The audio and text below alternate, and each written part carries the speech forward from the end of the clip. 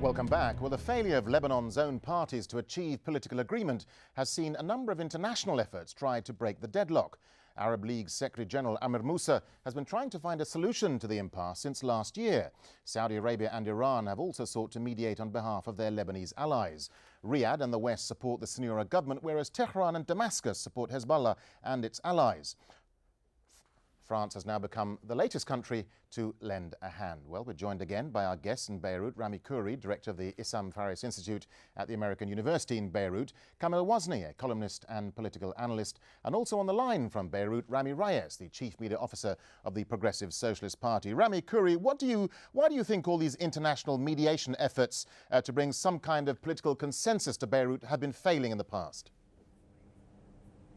Well, I think there's two reasons. One, the parties themselves who are feuding regionally and internationally often see themselves in existential danger. They see this as an all-or-nothing battle. The Americans and the Saudis, to some extent, feel they're fighting this new wave of Islamist movements and radical movements all around the region, while people like the Syrian and the Iranian governments, Hezbollah to an extent, Hamas, other movements in the region feel that the United States and Israel and some of their Arab allies are trying to wipe them out completely from the political game. So that's one problem. The other problem is you have the political groupings in Lebanon, unfortunately, and this has gone on for 30, 40 years, allowing themselves to be used by their international patrons and supporters and funders and backers, and this has become a chronic problem in Lebanon, which the Lebanese people would want to go beyond. They really want to solve this problem and resume a truly sovereign, independent status. But the political leaderships in Lebanon, unfortunately, seem unable to get beyond this. And structurally, this is something that goes back to the days of the post-colonial period, but it's deeper than that. It's really a problem of political tensions in the country. Okay, let's bring in back Rami Reyes on the phone. Rami Reyes, in case of a stalemate on the selection of a new president to replace Emir Lahoud, would you support an extension for Emir Lahoud to avoid a constitutional crisis? No, of course not. We do not support this. This president has raped the Lebanese constitution on several occasions, and we will in no way support any extension of his term. We consider that all of the Lebanese groups are invited to take full responsibility of their political standing and present a full respect to the Lebanese constitution, and I do not see any reason why some people want to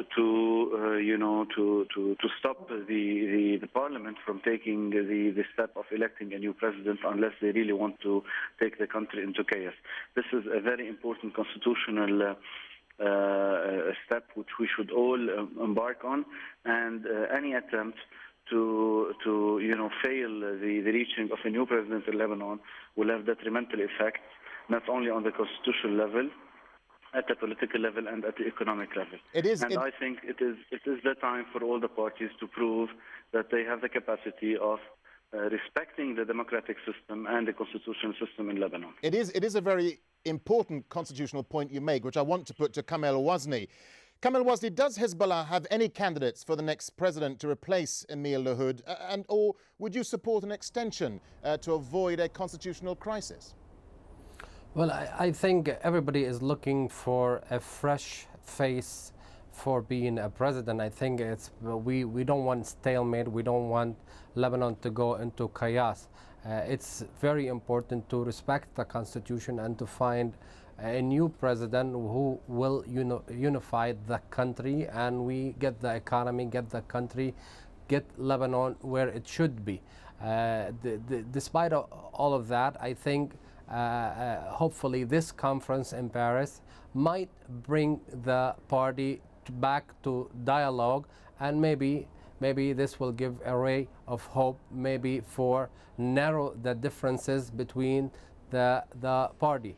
But obviously Hezbollah hasn't really announced support for any candidate, but they lean toward General Aoun, and they always said that he meet the requirement that fit for a president, and that's indirectly give all the support for General Aoun to be the next president of Lebanon.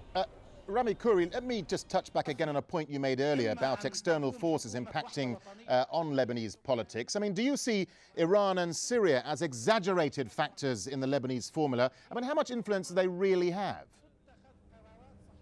Well, they have a lot of influence, either directly in terms of their Syria's proximity on the border and what it can do on or through the border, and indirectly through some of the groups that they influence or control, especially some of the small Palestinian groups that Syria controls, and also through their very close links with Hezbollah and some other, and the president of Lebanon is close to Syria. And so there are many ways in which they are direct and indirect influences, and these are mirrored by Saudi influences, American influences. It's, you know, Syria and Iran are not the only external parties that have political influence, friends, and are pumping money and perhaps guns into the country. Everybody's doing it. This is the problem. And I think the issue is not so much, if I can go back to your last question, it's not so much just the personalities of the individuals. It's really the institutions of political governance in Lebanon that need to be reconfigured and relaunched in a way. Lebanon has a cabinet, it has a parliament, it had a national dialogue. There's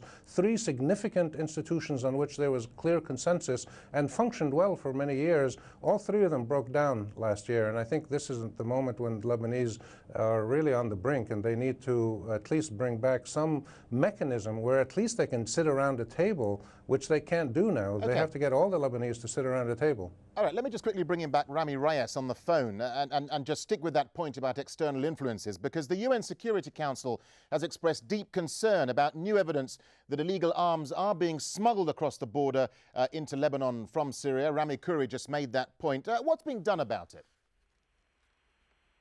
Well, unfortunately, there have been quite a lot of efforts by the Lebanese authorities, security authorities, to try to monitor the Lebanese-Syrian borders, which are long. But let me remind you that the Syrian regime itself has been exporting terrorists and weapons even into Iraq. And there is not a way to control that. So what about Lebanon, which has only had few years? It has only regained its independence a couple of years ago, and it has not fully rebuilt its security authorities. There are, of course, evidence of arms smuggling, either for Hezbollah from the Iranians through the Syrian route, or even to the Palestinian groups that are affiliated with the Syrian regime. And this is very dangerous because it is, endangering the sovereignty of Lebanon, and it is not giving the chance to rebuild the state in Lebanon as should be. I think in all the parts of the world, the government and the cabinet has the exclusive authority of having weapons, except in Lebanon. In Lebanon, there are always reasons and pretexts which are used to justify weapons for others. We call for exclusivity of weapons for the government. Let me get a final point from Kamal Wasne. Kamal Wasne, Iran and Syria have played a vital role in arming and supporting Hezbollah. Isn't it about time, though, that Hezbollah was more transparent about the relationship with Syria and Iran? Obviously, the allegation that weapons still coming to Hezbollah, it's not true. And Hezbollah obviously doesn't need any weapon. The issue, the big problem here in Lebanon, every other party in Lebanon is rearming. Everybody in Lebanon having weapon coming to their camp, and there's a lot of training going around the country, and that's a very dangerous precedent. Hezbollah said that they have arm, but that arm is to fight Israel, only to fight Israel. And the fact, despite all the tension that took place and escalation took place in Lebanon, Hezbollah never used his weapon inside the country, but always said that this weapon is toward Israel. I question the other party, why they are rearming themselves, and for what reason, and how they can use it if the tension can continue to rise in Lebanon, and that's a big question. Okay, gentlemen, I'm afraid we have to leave it there.